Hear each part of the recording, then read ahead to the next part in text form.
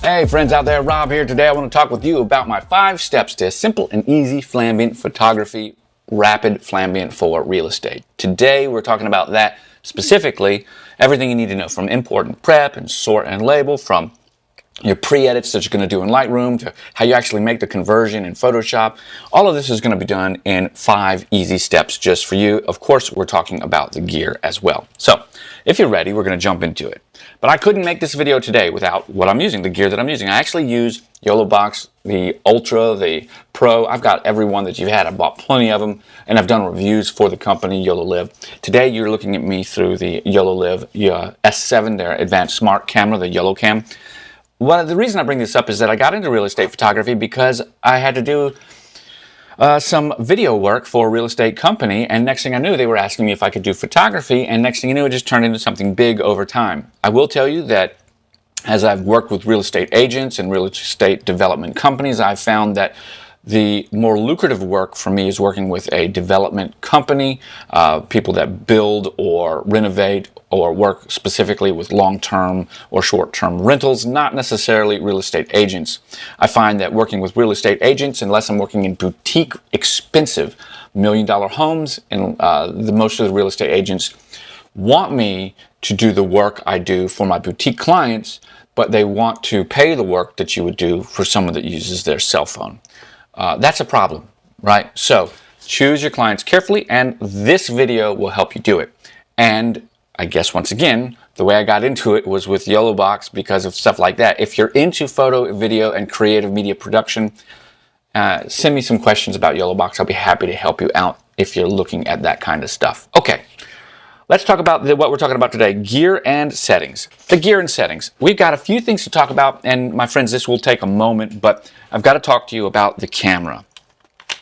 The camera the brand is inconsequential, but you will have better results with a full frame camera, although that's not necessarily true. The most important thing you need is a wide lens, okay? So I'm using a 14mm wide lens. If you're using micro four thirds, that would mean you would need a 7mm wide lens on a micro four thirds camera. That's wide, and there's a lot more difficulty in correcting for the spherical keystoning and things that happen in that small of a lens, but it can be done.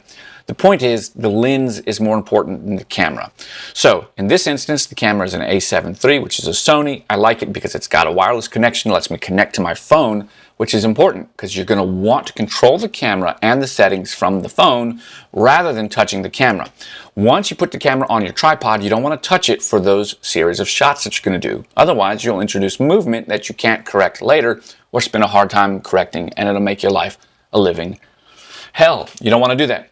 So choose your camera and then choose your lens. You don't even really need an expensive lens. Here, actually, I have a Samyang. This is a 14mm f2.8. This is the revision 2. It goes under the Rokinon 14.8 or 14mm f2.8 version 2, either one, and that'll be important for Lightroom corrections later. You don't need a wide aperture, you need a wide field of view. So a lens with a wide field of view is great to go. You can get these for pretty cheap. It's a great entry point. I have found them to be absolutely fantastic. They are completely manual focus, so you will need to focus properly. What I do is I set my aperture to f8. We'll talk about that in just a minute. And I set my focus from everything from 2 feet to infinity to be in focus, because at f8 you'll be good. So around 3 feet to infinity, you're in focus. Bob's your uncle, nothing to worry about. So there's your camera setup. Let's now talk about the strobe. I use an on-camera flash by Godox. You could use whatever you want. You could use Yongnuo. And the important part is that this strobe could light up if I wanted, but it can also command other strobes, which is important for how we'll do the work later. I'll show you in just a minute. So there are 2 different types of photography that I'm going to do. One is going to be flambient photography. One is going to be hot shot photography. The hot shot photography is going to be just one-offs, one-shots, just using the camera with the strobe, and I'll explain that later. But most importantly, when you do that one shot, that's going to be detail areas that you can't get into with your full rig, and that don't have a flambient requirement like a window pull behind them. Small bathrooms, tiny kitchens, tiny closets, tiny sheds, things like that. On the inside is where I will use the one-shots. Also, you don't need Flambient outside, okay? You might need a different type of photography. So outside, when you're doing your exteriors, this will be great too for the one-shots. But at the same time, this strobe has the ability to command this Godox AD200 Pro. Now this Godox AD200 Pro is probably my favorite and in the sweet spot for what you'd want to do for this type of gear. It's nice, it's strong, it's bright, it's got everything you need, and for the type of work that I do, it's wonderful. Because we're doing multiple shots, if we needed to light up different areas, we could simply move and then cut ourselves out later to get the type of exposure that we want. I have found this to be very, very helpful throughout my entire career of doing this, which is a little over 5 years now. So it'll command this strobe. Of course, it'll command multiples of these. So I've got probably 4 or 5 of these. So if I needed more at one time to just do it in one shot, I would. But most of the time, I'll just move around.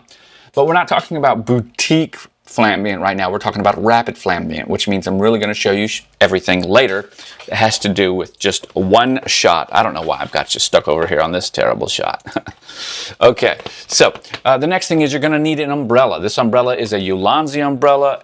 It's an 18-inch umbrella, shoot-through umbrella, and it's got a Bowens mount that it connects to. Of course, you saw that I can slide this right in, and Bob's your uncle. It works great.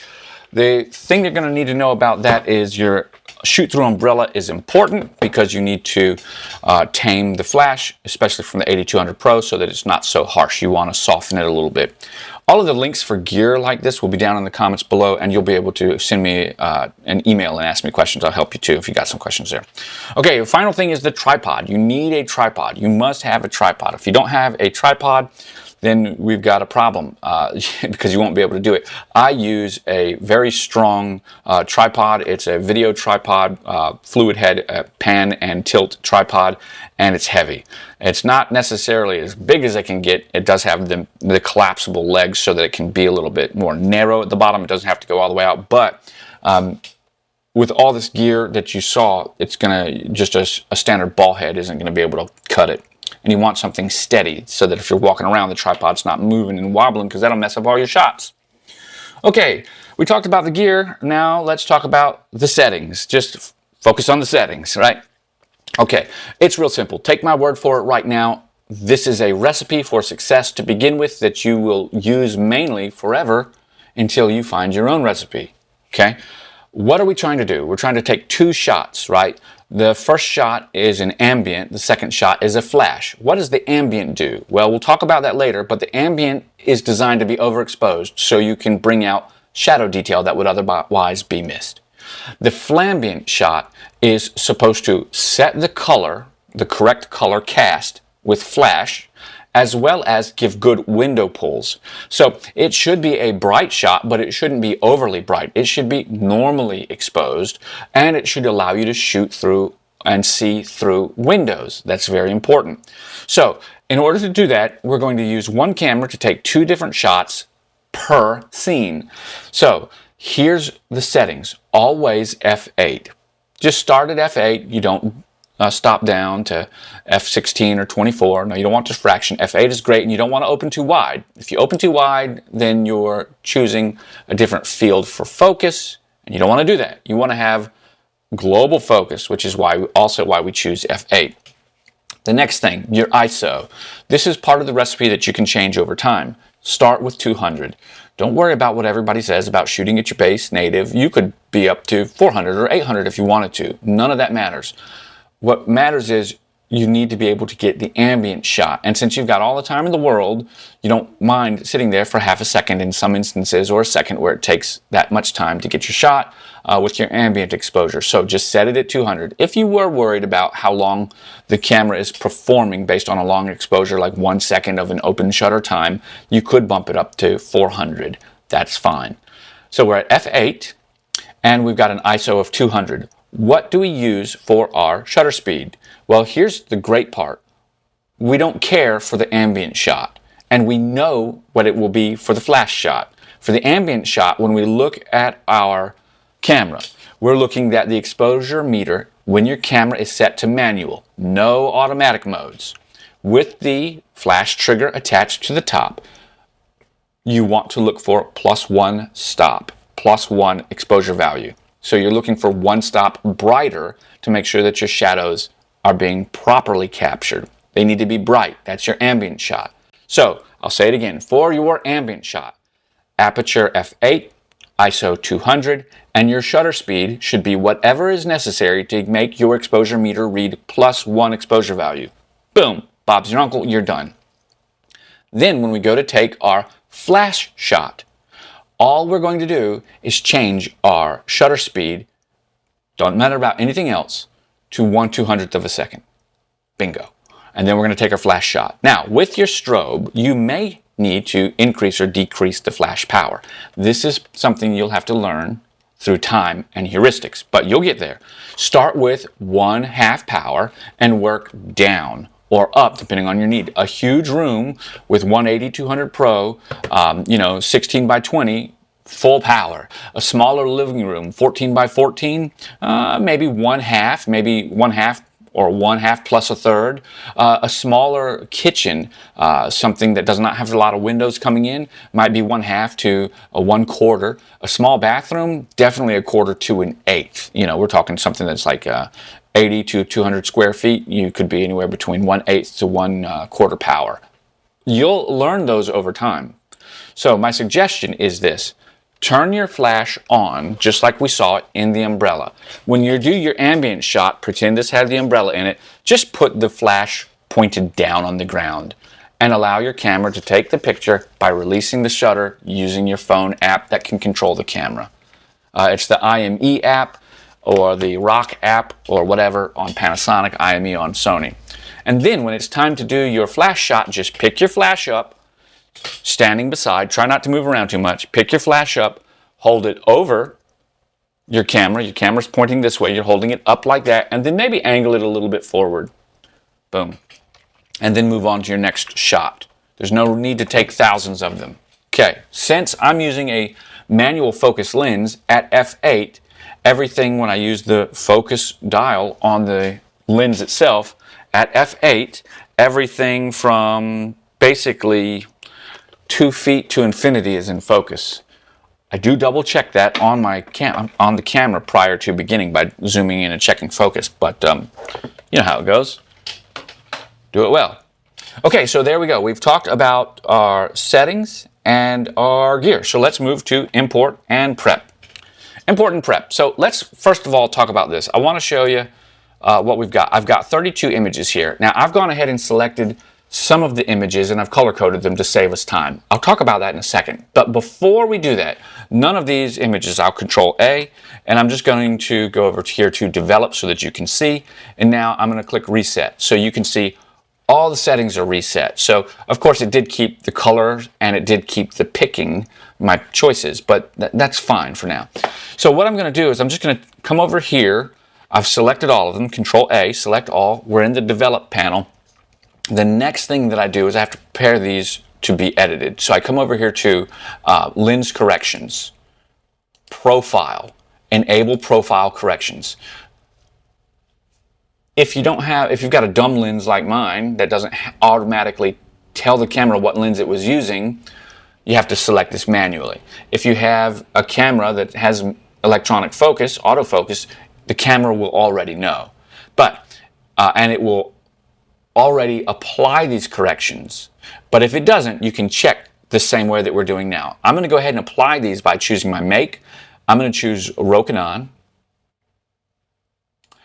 And this is, of course, the 14mm f2.8 Series 2. Look at that. So it got rid of all of that correction issue right away.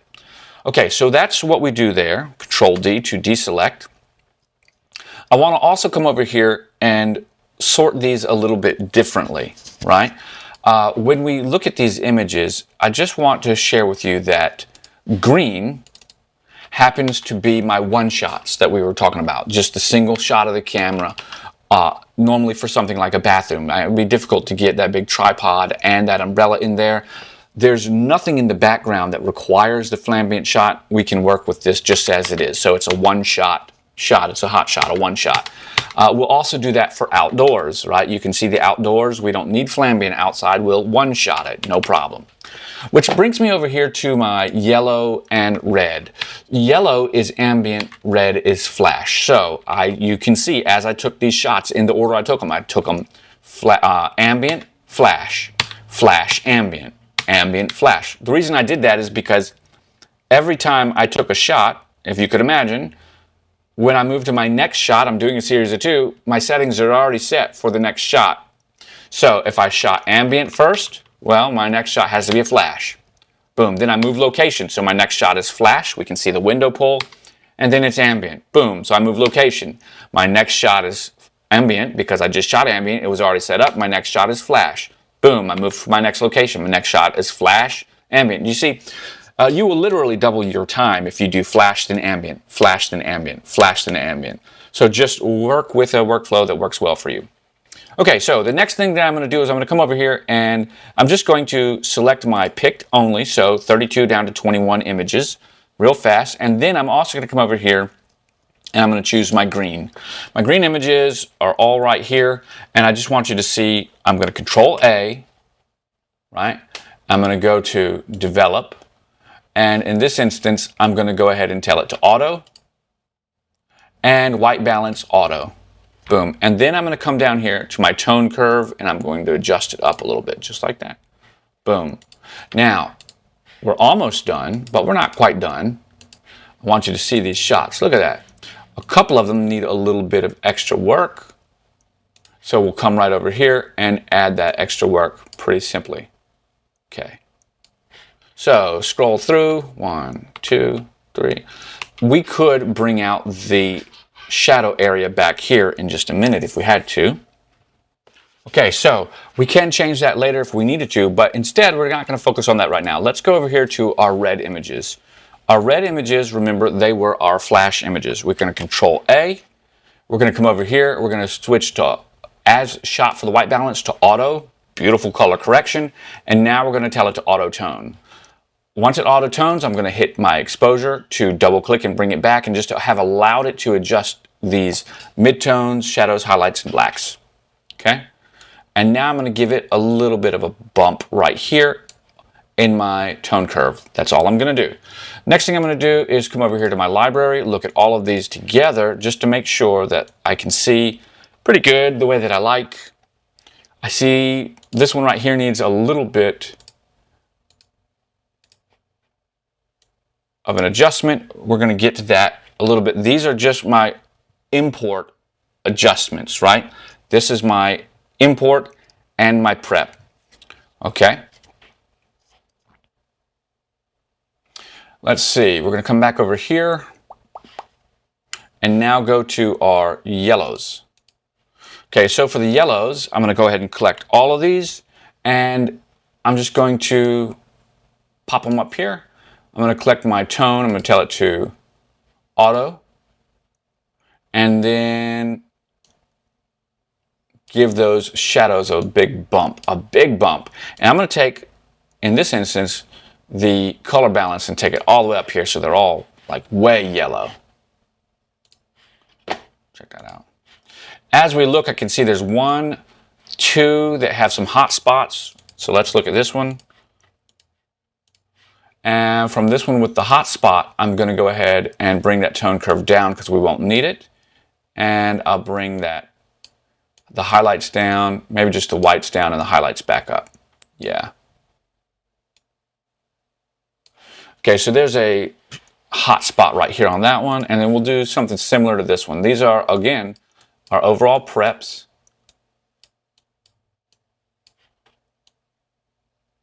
Control Z. Okay. This one still has a blast over here, so I'm going to hit my M, which is going to give me a mask, and I'm going to pull it over to the side. And this is a linear gradient. It's going to be a custom exposure mask, and I'm just going to drop, I need to drop the highlights. Yeah, there we go. Maybe some of the whites a little bit and pull the highlights back up.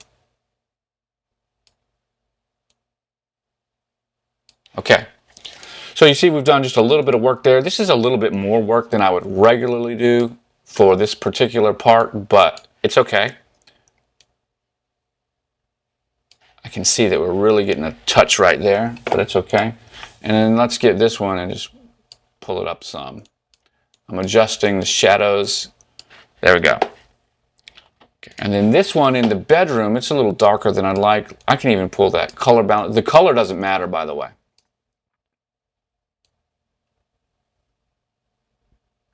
You can really see it's bright here in the middle, so I could use a mask on either side of this, but I think we're going to wait there. So if we were to look at all of our images right now, we would see we've got our flash, our ambient, and we've got our one-shots. Okay, great. So now that that's done, we talked a little bit about this a second ago, but I also want to talk again about sort and label. This is very important. The sorting and the labeling, we're going to adjust all the green images at one time by themselves. And I guess while we do this, we'll do one other thing. I'm going to select all of the images, come back over here to develop, come down here and tell it to denoise, and it's going to do this while we're talking. Okay, so while this is working, sorting and labeling, this is really where the majority of your workflow extends for Flambient photography. If you do a good time sorting your images and labeling them, then, as well as putting together all of this prep work that we're doing right now, everything that happens in Photoshop is so much easier. Also, if you're going to be delivering these shots, you want to build your noise profile now before you convert your images and it comes back from Photoshop, because you won't be able to use Adobe's AI noise destruct or noise reducer and super resolution feature after you've converted the file. You can only do that with the native raw formats, and you gain quite a bit of detail. It's better to apply that noise reduction now than it is to move forward. So we're going to allow that to happen. So recap, what colors do we use? Green is for your one shots or your hot shots, which is just single shot images. Red is for your flash images, and yellow is for your ambient images. What you're trying to do with your ambient images is boost all of the shadows. That's your entire goal. So my concept there is to bring the shadows up and reduce the highlights, but not so much that it goes that weird burnt out color. You don't want so little contrast. On my flash shots, I'm attempting to create an even exposure, something that might be nice to deliver as it is, right? Also, I'm looking for color correction with my flash shots. And then, of course, with the green shots, we work on them later. Now that that's all been done, I'm just going to switch over to my red and my green, or excuse me, my red and my yellow images. We got 7 images to do. We're going to do the majority of these. I'll show you just how easy it is. So I'm coming over here to number 1 and number 2, as you can see on the bottom left of the screen at the thumb strip right there. Right click, edit in, open as layers in Photoshop. This is what you need.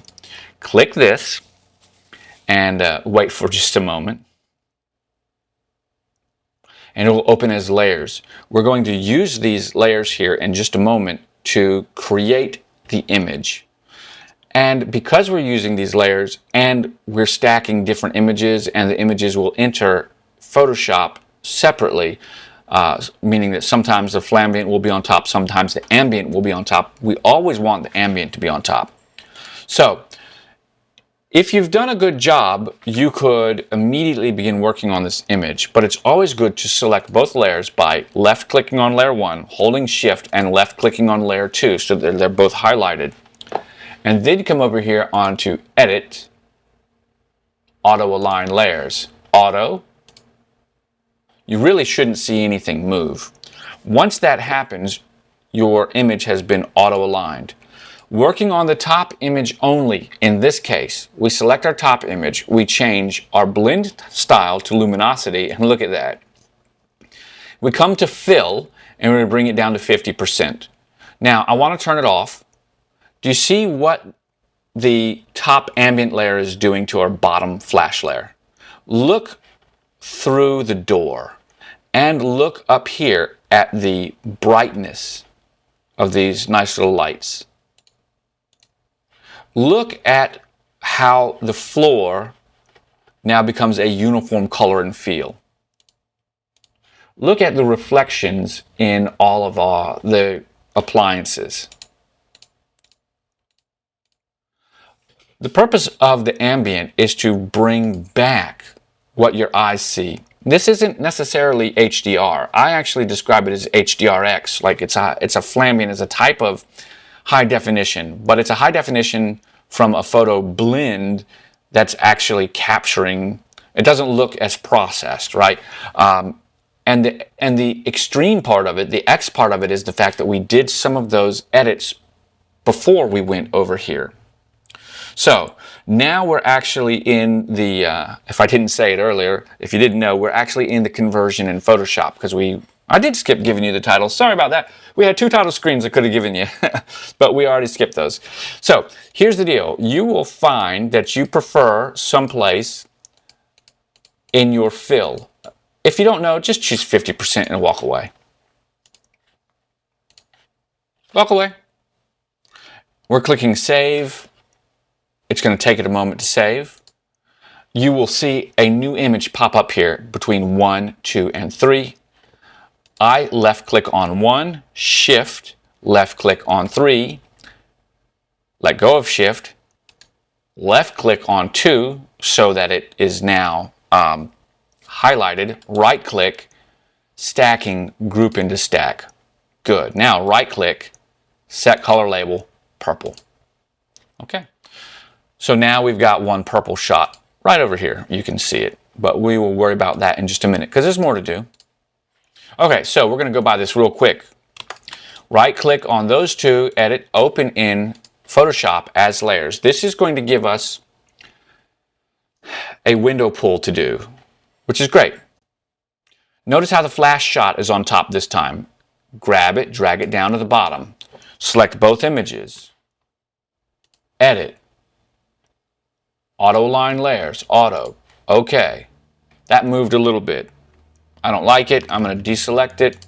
That's fine. From here, for me, I'm going to select luminosity, fill, 50%. Now, we've got a window to cut out. Click on your Flambient layer. It's the one at the top. Click down here on this little square with a circle in it. It creates a mask. Click on the mask. Make sure the mask is highlighted, not the picture. You want the mask to be highlighted. Click the L button. Now, you could spend days trying to make this perfect. This is a rapid Flambient. Don't worry about making it perfect. Here's what you do. Go up here to where the top of the window blind meets the top part of the window and just draw a box. Now come around here. We're drawing this line as it goes across and keeps out of the image the air conditioning. Now we've connected that selection. Right click on feather. I usually do 2. You could do 1 pixel. Click OK.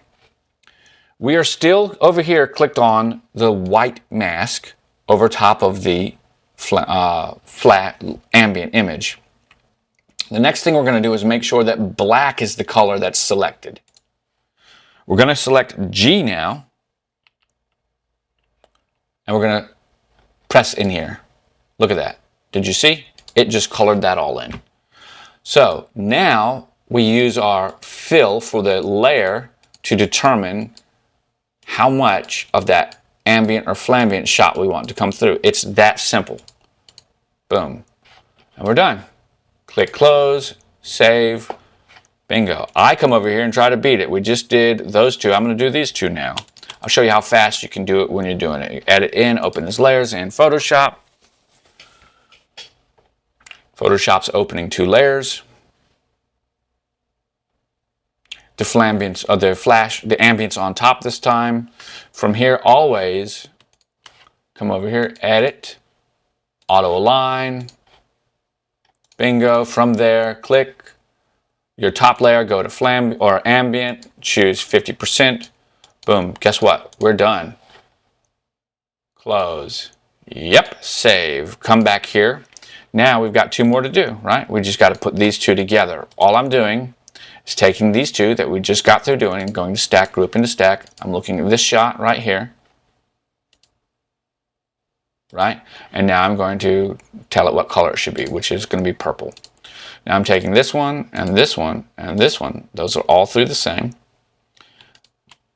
Putting that one, right click, group into stack, right click, set color label, purple. Great, so we're already working in some over here. Well, we don't need that right now.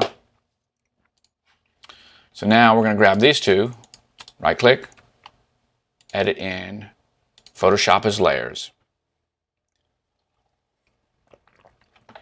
The Flambient will be on top probably this time because of the way it was shot. Yep, so move it to the bottom, select both images, edit, auto align, click OK, click your top image, turn to luminosity, click your bottom image, or click your fill, go to there.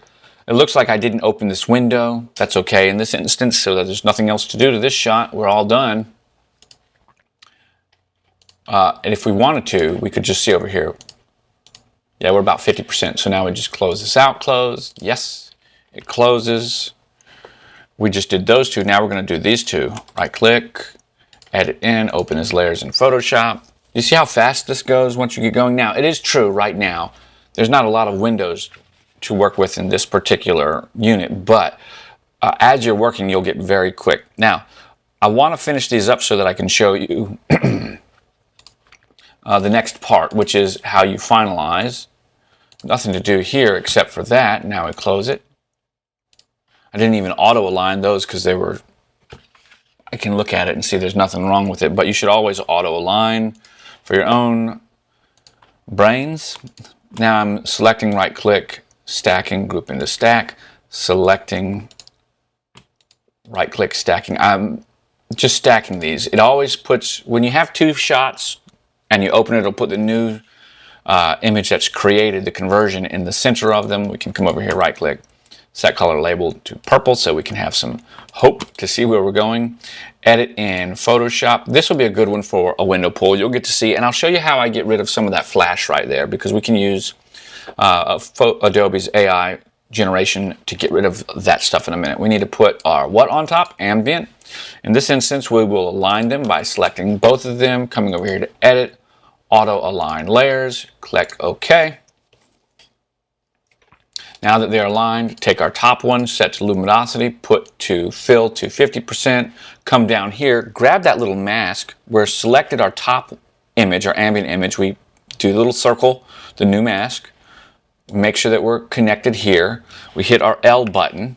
L means line. And now we're just going to draw a square around the inside frame of this window.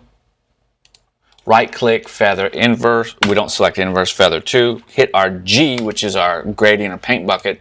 Boom, done. Deselect. Now that we're here, there are a couple of things that we could do, but I'll show them to you later because I'm not going to mess with them here because I don't want to rasterize this image. If we wanted this to have more of a bright feel, we could actually add a little bit more of that into it. So notice this time I'm around 60% fill instead of the 50. If you don't know what to do, 50%. But if you want to finesse it a little bit, choose some others. All right, and this is our last image. Great, because in just a moment we will use our images and I'll show you what we're going to do to make everything really pretty as we've worked with these ambient Flambient images now.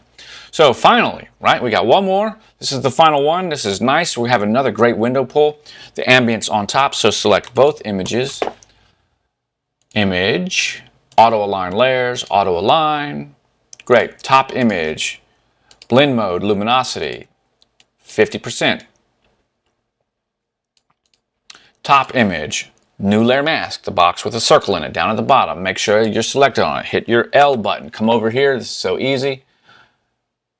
Draw a little box around this stuff. In fact, I will even follow the window out just to make it a little more fun. Boom.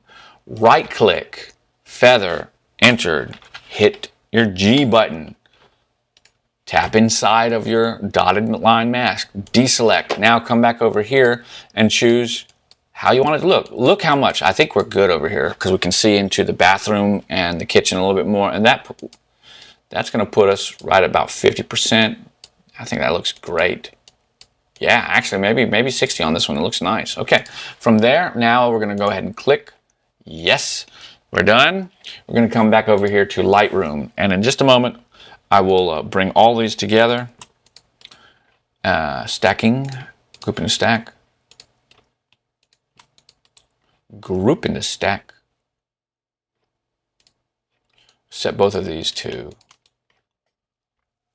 our color label purple. Okay, great. So now all we need to do is check out our purples. We've got a few purples, we've got a few greens. So now that this is done, we can work with all of these images together. Control A, select all. We're already in develop. Now we're going to go to auto and constrain crop. Bingo. So now we need to look at these to make sure that they're good. Okay, so we look at our first one. Does this one look straight up and down horizontally nice? We're not worried about anything else just yet. It does. What about over here? Straight up and down, horizontal, everything's nice. It's good. What about over here? Straight up and down, nothing's looking crazy. Maybe there's a little bit of wobble. And this one I'm going to go ahead and bring up my menu. Yeah, so for here, I'm going to take this one and I'm actually going to draw in my tool so I can make it flat. This ceiling isn't flat. That will help. And now we'll grab this corner here. Good.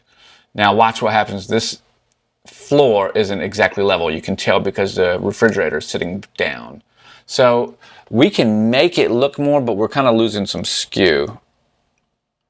So I'm gonna just delete this one because it just is the way that it is. And that's that. Okay, now we're good to go there. I see there's something here, Control A. I'm going to select all of them. And I'm going to come over here to G. Oh, excuse me. I'm going to come over here to Q. I was thinking I was in Photoshop still. I'm going to get generative AI. This is a dot. I'm doing this to all of them because this is a spot on my lens that I just didn't clean. So I'm removing that, and it's doing this to all of them right now, which is great. So we do it one time, and it does it to all of them. It got rid of all of them, and it's going to do it to every single one of these as it goes through. So if we're recapping, all of that work that we did earlier made these images look much better. The only thing we need to do now is get them so that they're properly keystoned and aligned, and finally add back a little bit of contrast, because you do lose some contrast when you apply those pre-edits the way that I did. I like to leave the contrast to the end because it's the final thing that I do that makes the images look the way I want them to do. So in this instance, we're going to let this finish up, and I'll be right back once it's done. Okay, we're back. It's done. It did all of those adjustments right there. And we're going to now come back over here and continue with what we were doing. We were on this shot last time. Coming over here to look and see. That looks good. That looks good. That looks good. Okay, so how are we going to get this? So we're up here. We click our Q menu. I want to get rid of all of this. We click Q. I'm just going to come and do one of those things like that. And I'm going to do one of these things like that. And then I'm already using generative AI, and I'm allowing Photoshop or Lightroom to just get rid of this. And you'll see it's going to do a great job of it.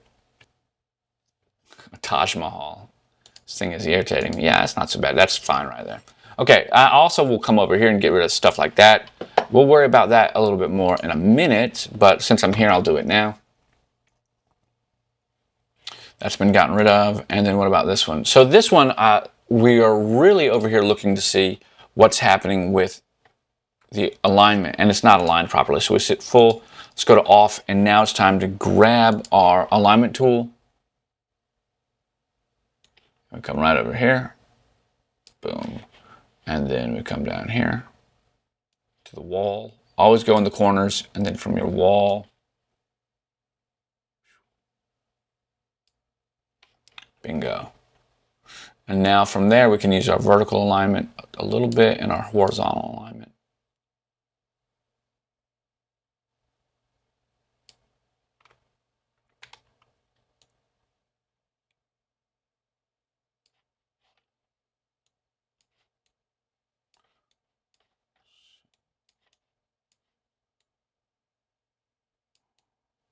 And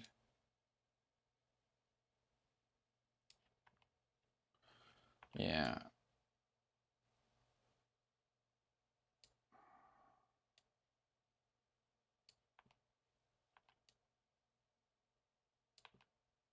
There we go. Okay. Let's turn that off again and see what we've got. I didn't like how that one turned out. So where are we? We're really not that bad. Let me go ahead and just add one final constraint on this side. Yeah, that was it. That's what we were needing. Yeah. And now we can come over here, and I might just make this a little bit smaller so we can see a little bit more. Yeah. Good. That works. For our bathroom shots and these one shots, we're good to go here. Good to go here. I could add a mask, which I'm going to do now, just to bring out some highlights, just to brighten it. Bingo. Same thing here. I'm just actually going to adjust,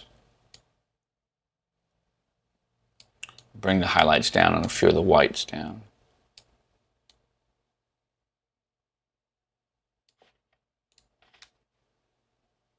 So in that shot, I'm also looking, I don't know that I like the way that it turned out. Let's see what it's full. So this building was a renovation, and it's pretty old. So you got to be careful sometimes how you adjust these. So I can see part of the wall here and a part of the edge here. So I'm going to just adjust that. There we go. And then I can see, not much, but I can see a little bit right here. And then I can see this floor part right here. So I'm looking for 90 degrees. And I think we'll be okay. What does this say? Yeah, we're good. Okay.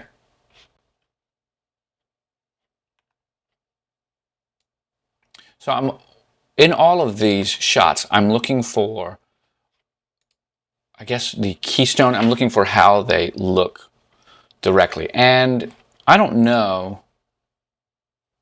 So we're not going to use this one. So I'll get rid of that one. We can use this one so that they can see a front door image. There's a lot to correct here. I'm going to cue and get this entire thing out of the background because it's not good. I don't like it. So we're going to remove that, and hopefully it just replaces it with some trees or something. Nope. I don't know if I like this revision. This is dumb. Okay, so we'll try this one more time. Just like that. And if nothing else, I'll leave those right there. Remove.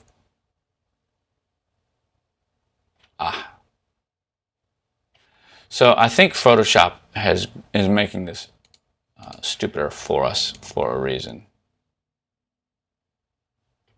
I think they're changing it. It's acting crazy right now. Even if it is, it's still a lot quicker than actually having to do something to it yourself.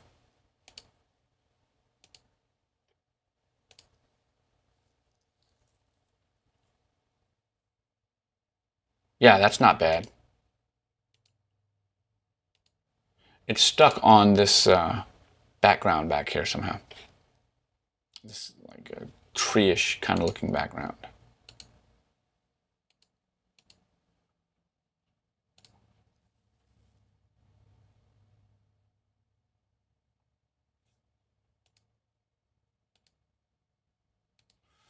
It's kind of winning right now, which irritates me.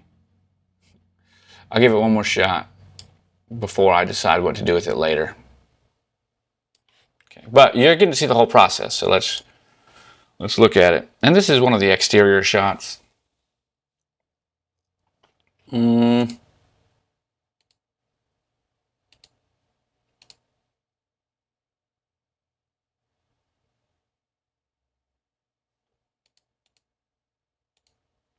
Okay, so none of this has suited my fancy, so to speak. So what we're going to do is click the Q button, come over here, delete this. And this is what I'm saying is they're using a different AI engine because this shot, this is an update that must have just happened because just yesterday or the day before it was doing just fine. I'm going to unlock the background. Doesn't really matter. I'm going to come over here. I'm going to select my lasso tool or polygon tool, and I'm just going to come over here. Come around here. And generative fill. I don't care. I'm just telling it to generate. The difference is when you go to Photoshop to do this, it costs you one of your credits. You used to get really good generative fill even in Lightroom, but they must have changed the AI model. Yeah, look at that. It's already better. Immediately better. Look at that. I'm not saying that I like it. I'm just saying that it's immediately better. I'll give it another generation. I like that one though. I might keep it. I just wanted that building. My client always asks me to get rid of whatever big buildings beside, so I know they're going to ask for it. I don't like that. I don't like that. That's okay.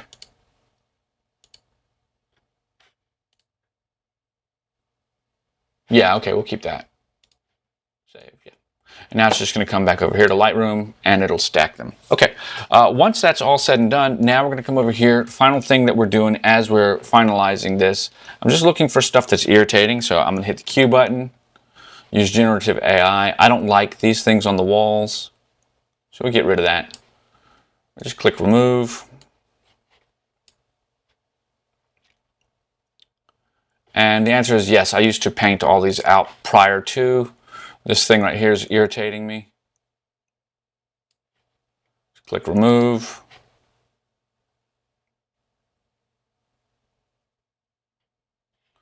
This next one over here, do we have anything? No, I think we look good there.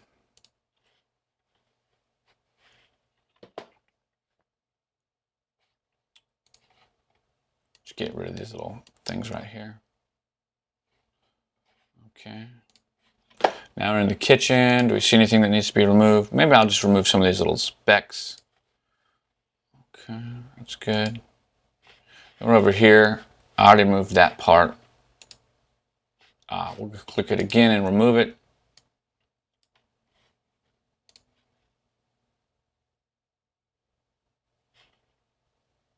Good. This is fine in here. This is fine here. This is fine. Look at that. We're already ready. We're going to actually adjust some brightness in here. I'm going to show you. We're almost done. We're so close to being done. It's like, it's cool. And then we've got this. Okay, so other than this exterior shot, which I usually label exterior shots as blue, they're also one shots, but they're blue. Okay. The next thing that I'm going to do, and this would be our final, right? It's now time to look at the color of all this, right? So we come over here, come over to the color, and now I'm going to tell it to auto everything, right? And I will bring back the exposure. So we did that same thing that we did earlier. I'll add some contrast, right? I will add some texture and maybe a little bit of clarity, but not much.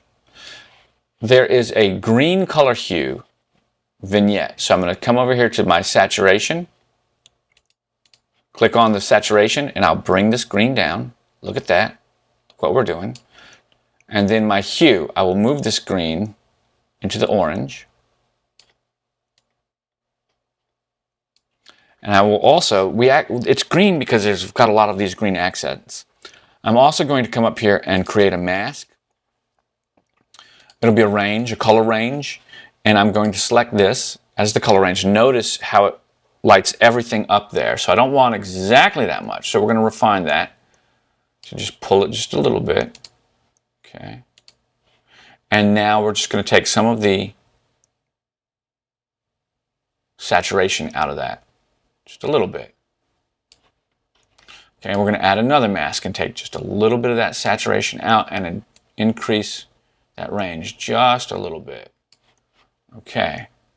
Now it's done that to all 7 of those images. We're also going to create another mask, which is going to be a luminance mask. And we're going to say things like this should have just a little bit more exposure. How much?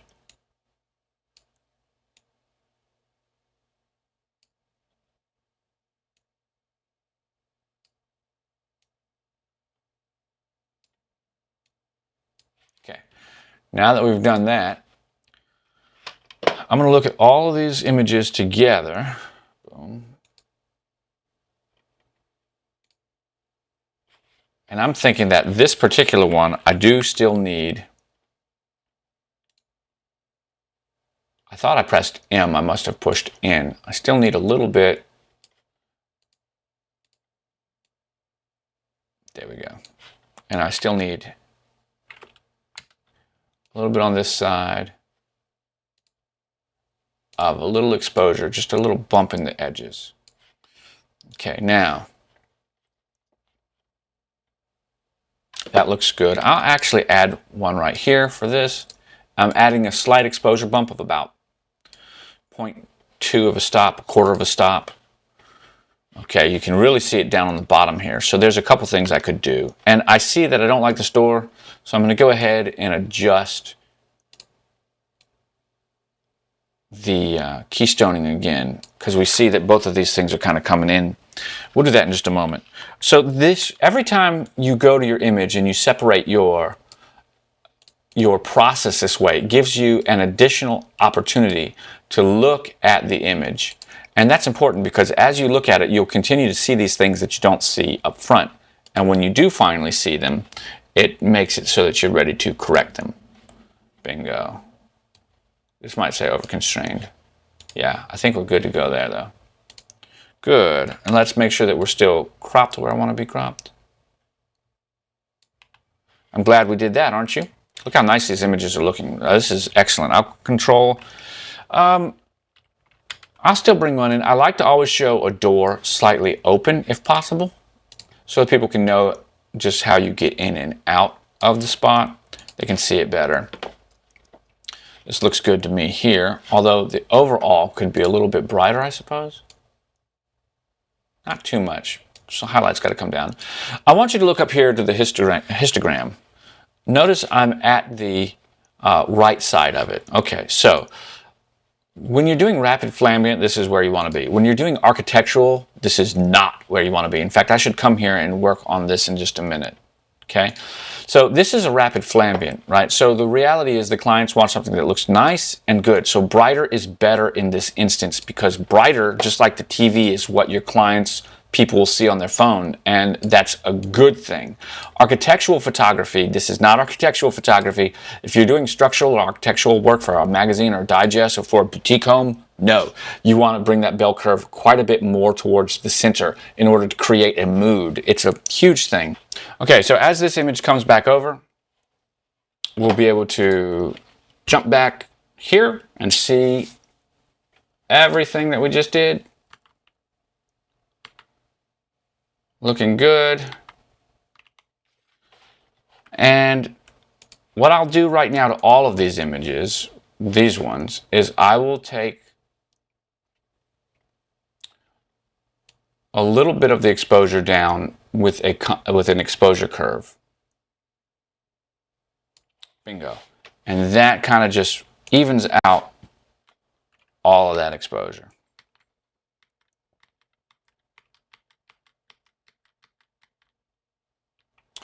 And for this, we click the Q button, go up to Generative AI, and we just kind of get a few of these things, get rid of some of these spots.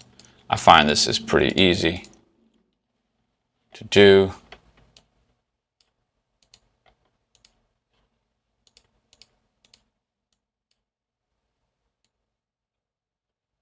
Just like that. I'll click that remove. And in just a minute, I'll add a little bit of saturation to that. But there you go. So it's taken me a little over an hour to explain all of this to you. It takes me roughly 30 minutes to do something like this regularly. I think there's a little bit more work that I would do on that one window shot just to finalize it, especially on camera. Maybe I'm not getting the results that I want right now, but you see the techniques as we would use them. Just create a new layer, cut it out, and then go on from there. Bob's your uncle. For me, how does $250 sound? You know, something like this for that is kind of like the price range that it might be in. I'm generally around $20 per shot. So you deliver 13 shots at $20, it's $260. You know, and about 30 minutes on site, and then something like this. So when you work with a company, that's kind of the payment or the structure that you can be at. I don't know. You tell me if it's worth it. So as we've looked at it, you've seen the whole process. You've heard a little bit about the pricing. You've seen all about the gear. Let me know with your comments down below. I hope you found it helpful, and I will catch you all on the flip side. Bye for now.